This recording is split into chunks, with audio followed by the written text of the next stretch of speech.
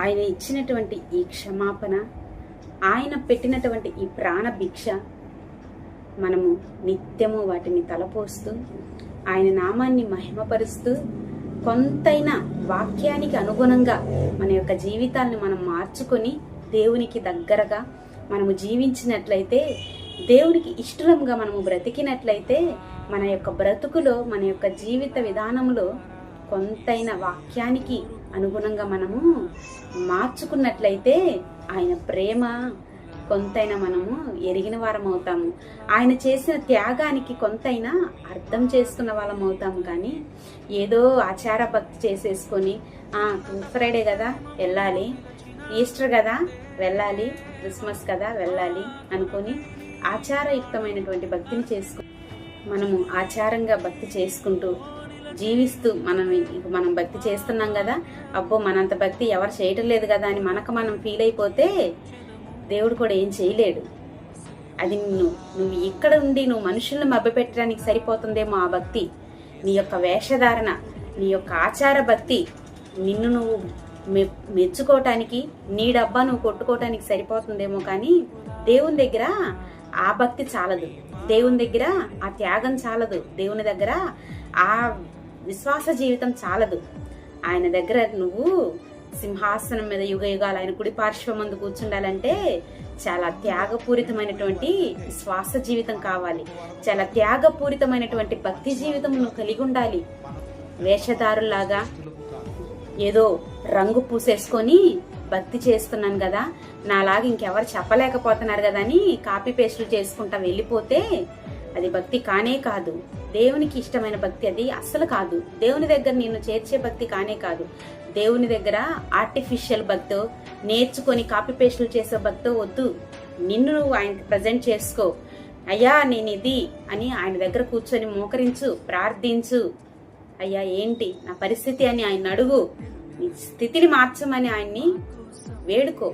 తప్పకుండా ఆయన నిన్ను కనికరిస్తాడు. అంతేకాని నేనేదో భక్తి చేసేస్తున్నాను అనే భ్రమలో నువ్వు ఉంటే నిన్ను ఎవరు కూడా కనికరించలేరు, ఎవరు కూడా నిన్ను విడిపించలేరు. ఆ భ్రమను విడిచిపెట్టి, నేను భక్తిలో ఉన్నాను అనే భ్రమను విడిచిపెట్టి నిజమైనటువంటి భక్తి జీవితాన్ని జీవించు, నిజమైన విశ్వాసిగా జీవించు. నువ్వు నిజంగా భక్తి చేస్తుంటే నీ నోరు తెరిచి నీ కంట శ్వాసగా నువ్వేమీ చెప్పవసరం లేదు. నీ యొక్క విశ్వాస జీవితమే, నీ యొక్క ప్రవర్తనే మాదిరికరము. అనేకుల్ని దేవుని యొద్దకు నడిపిస్తూ ఉంటుందంట. మనం ఏది నోరు తెరిచి కంట శ్వాసగా చెప్పవసరలా. నీ జీవితమే ఒక సువార్త అయిపోవాలి, నీ ప్రవర్తనే ఒక సువార్త అయిపోవాలి. అంతేకాని కాపీ పేస్టులు చేసుకునే భక్తి వద్దు, ఆచారయుక్తమైన భక్తి వద్దు, నిన్ను డబ్బా కొట్టుకునే భక్తి అసలే వద్దు. దేవునికి ఇష్టమైన విశ్వాస జీవితాన్ని జీవించు, ఆయనకి ఇష్టమైన భక్తిని చెయ్యి, ఆయనకి ఇష్టంగా ఉండు, ఆయనను మెప్పించు. మనుషుల మెప్పు కోరుకోకు. మనుషుల మెప్పు కోరుకుంటే దేవునికి ఎప్పటికీ దగ్గర కాలేవు. కొంతమంది ఉంటారండి భక్తులు, మామూలు భక్తులు కాదు. వాళ్ళు వదిలేస్తే మేము పుట్టిన దగ్గర నుంచి భక్తి చేసుకుంటూనే వచ్చాను. సండే స్కూల్ స్టూడెంట్గా ఉండి నేను ఇక వచ్చి వచ్చి వచ్చి వచ్చి నేను ఇప్పుడు అయిపోయింది, పాస్టర్మతో సమానంగా నేనున్నాను. నా ప్లేస్ ఏంటంటే పాస్టర్మ, ఆ పాస్టర్మ లేకపోతే నేనే ఇక అక్కడ మా సంఘంలో అన్నట్లు చెప్పుకుంటా ఉంటారు. దేనికమ్మా ఆ భక్తి? సేవకులకి మంచిగా ఆతిథ్యం ఇవ్వలేరు, సేవకుల్ని చక్కగా ఆహ్వానించలేరు, సేవకుల్ని చక్కగా దేవుని ప్రతినిధులు అని గౌరవించలేరు. చెప్పమంటే లిస్టులు చెప్తా కూర్చుంటారు, మేమంతా ఇంత అని, లేదా ఇదమ్మా మాది, ఇదమ్మా అదమ్మా అని చెప్తా కూర్చుంటారు.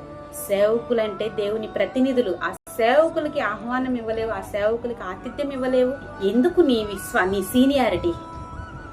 సేవకుల విలువ అదేనా నీకు తెలిసింది? సేవకులంటే ఎవరనుకుంటున్నావు? దేవుని ప్రతినిధులు, నీకు దేవునికి మధ్యవర్తులు సేవకులంటే. సేవకుల్ని చిన్న చూపు చూడొద్దు. ఏదో గతి లేక సేవకులు బైబిల్ పట్టుకోలేదు, గతి లేక సేవకులు దేవుని నామాన్ని ప్రకటించాలని నువ్వు అనుకుంటే ప్రకటించేది కాదు ఈ మాట. ఇది పట్టుకోవాలంటే చాలా ధైర్యం కావాలి, ఇది పట్టుకోవాలంటే చాలా త్యాగం కావాలి, ఇది పట్టుకోవాలంటే దేవుని యొక్క ఏర్పాటులో ఉండాలి. అన్నిటికంటే ప్రాముఖ్యంగా నువ్వు అనుకోని పట్టుకుంటే అయిపోదు. దీని తర్వాత నీ సొంతగా నువ్వు దీన్ని పట్టుకొని ప్రకటించాలని బయలుదేరావా, దీని తర్వాత పరిణామాలు చాలా తీవ్రంగా ఉంటాయి నువ్వు ఎదుర్కొనేవి. దేవుని ఏర్పాటులో ఉంటే మాత్రమే ఇది పట్టుకోగలిగే ధైర్యం ఉంటుంది, దీన్ని ప్రకటించగలిగే ధైర్యం ఉంటుంది. దేవుని ప్రణాళిక ఉంటేనే ఇంత ధైర్యంగా దీన్ని పట్టుకోగలం. నాకు అనిపించింది కదా నేను సేవ చెయ్యాలని. నాకు ప్రార్థన చేస్తుంటే నేను వైట్ బట్టలు వేసుకొని బైబిల్ పట్టుకొని వెళ్ళిపోతా ఉన్నానంట. ఎన్ని కళలు నువ్వు ఊహించుకుంటే వచ్చాయి. దేవుని ఏర్పాటులో ఉండటం అంటే శ్రమైన, కరువైన, కన్నీరైన, వ్యాధైన, అవమానాలైన, నిందలైన భరించుకుంటూ నవ్వుతూ వెళ్ళిపోవటమే సేవ అంటే. కొట్టే వాళ్ళు ఉంటారు, తిట్టే వాళ్ళు ఉంటారు, అవమానపరిచే వాళ్ళు ఉంటారు, హేళన చేసే వాళ్ళు ఉంటారు, చిన్న చూపు చూసే వాళ్ళు ఉంటారు. అవన్నిటిని కూడా సహించుకుంటూ భరించుకుంటూ ఇది పట్టుకొని దీన్ని బట్టి అన్నిటిని భరిస్తూ నవ్వుతా మిమ్మల్ని దీవిస్తూ వెళ్ళిపోవటమే సేవకుని యొక్క లక్షణము. అంతేకాని ఇది చేతిలో ఉన్నప్పుడు నువ్వు కొట్టినా గాని నిన్ను ప్రేమించటమే మాకు ఇది నేర్పించింది. ఈ బైబిల్ చేతిలో ఉండగా నువ్వు అవమానించిన నీ కొరకు ప్రార్థించటమే మాకు ఇది నేర్పించింది. నువ్వు మమ్మల్ని సేవకులుగా నువ్వు చూడకపోయినా నువ్వు చెప్పేటువంటి నీ సమస్యల కొరకు ప్రార్థించటం, ఆయన దగ్గర గోజాడటమే మాకు ఇది నేర్పించింది. అంతేకాని సేవ అంత తేలిక కాదు, సేవకులు అంతా హీనులు కాదు. అదొకటి గుర్తుంచుకోండి. ఫస్ట్ దేవుణ్ణి ప్రేమిస్తున్నానని చెబుతున్నావంటే నీ సహోదరుని నువ్వు ప్రేమించు. మొట్టమొదటిగా సేవకులు దేవునికి నీకు ప్రతినిధులుగా మధ్యవర్తులుగా ఉన్న సేవకుల్ని గౌరవించు. అది దేవుని ప్రేమ, అది దేవుని కొరకు బ్రతకటం అంటే, అది దేవుని కలిగి ఉండటం అంటే, అది విశ్వాస జీవితం అంటే, నిజమైన భక్తి జీవితం అంటే అది. అంతేకాని మాటలు చెప్పేసుకొని మాటలతో మభ్య పెట్టాలని చూస్తే అది దేవుని యొక్క ప్రేమ కానే కాదు, దేవుని మనస్సు కానే కాదు. వెలుగుదూత ఆత్మది గుర్తుపెట్టుకో. వెలుగుదూత ఆత్మ నింపబడిన వాళ్ళు కూడా ఇలానే ఉంటారు. వాళ్ళు అన్ని మంచిగానే చెప్తారు. దేవుని బిడ్డలకి వాళ్ళకి ఏ మాత్రము కొంచెం కూడా వ్యత్యాసం లేకుండా ప్రవర్తిస్తూనే ఉంటారు. కానీ వాళ్ళు సేవకుల్ని ఫేస్ చేయలేరు. నిజమైన దేవుని ఆత్మ కలిగిన సేవకుల్ని వాళ్ళు ఫేస్ చేయలేరు. అది వెలుగుదూత ఆత్మ. వెలుగుదూత ఆత్మ ఉండి వాళ్ళు అలా ఉంటారు. అది ఒకటి గ్రహించుకో. నీలో ఉన్న నిజమైన దేవుని ఆత్మ, నువ్వు భ్రమ పడుతున్నావా నేను దేవుని ఆత్మే కలిగి ఉన్నాను అని? ఆ భ్రమ నిజమా అనేదాన్ని నువ్వు ఒకసారి పరీక్షించుకో, దేవుని సన్నిధిలో పరిశీలించుకో. మాటలు చెప్పగానే భక్తి కాదు, బైబిల్ చదవగానే భక్తి కాదు, ప్రార్థన చేయగానే భక్తి కాదు. భక్తి జీవితం కలిగి ఉండటం చాలా ఛాలెంజింగ్. అది దేవుణ్ణి కలిగి ఉండటం చాలా ఛాలెంజింగ్. అయితే విశ్వాస జీవితానికి అంత ఛాలెంజింగ్ అంటే జీవితాలని త్యాగం చేసి సమస్తాన్ని విడిచిపెట్టి రా నా కొరకు బ్రతుకు అని ఆయన పిలిస్తే వచ్చి దీన్ని ధైర్యంగా పట్టుకొని ఎండనక వాననక రాత్రి అనక పగలనక దూరం అనక భారం అనక కుటుంబం అనక బిడ్డలనక వెళ్ళిపోతూ ఉంటుంటే ఇది పట్టుకొని మీకు చులకనైపోతుంది. సేవకులంటే చిన్నతనం అయిపోతుంది. సేవకుల్ని గౌరవించటం నేర్చుకోండి, సేవకుల్ని ప్రేమించటం నేర్చుకోండి, సేవకులకు ఆతిథ్యం ఇవ్వటం నేర్చుకోండి. అప్పుడు దేవుడు మీ కుటుంబాలను దీవిస్తాడు. ఎంత సంపాదిస్తున్నా, ఏమి చేస్తున్నా, కుటుంబంలో నెమ్మది లేనితనము, కుటుంబంలో అనారోగ్యాలు, నీ సంపాదన అంతా హాస్పిటల్ పాలవుతుంది, నీ సంపాదన అంతా అప్పుల పాలు, అప్పులు తీర్చుకోవడానికి అవుతున్న అప్పులు తీరటం లేదు. ఏమి చేస్తున్నా నా సంపాదన ఏమవుతుంది, కుటుంబంలో ఈ నెమ్మది లేదు, ఏమవుతుంది అనుకుంటూ నువ్వు గింజుకున్నా గానీ నీకు అర్థం కాదు.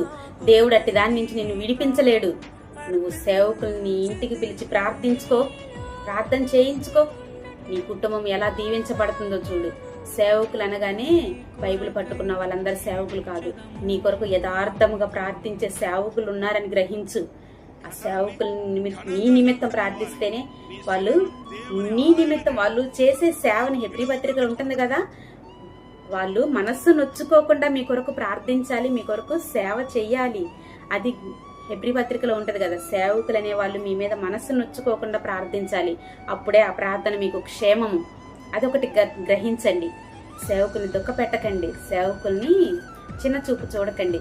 దేవుడు అది మీకు ఎంత మాత్రం కూడా క్షేమం కానే కాదు.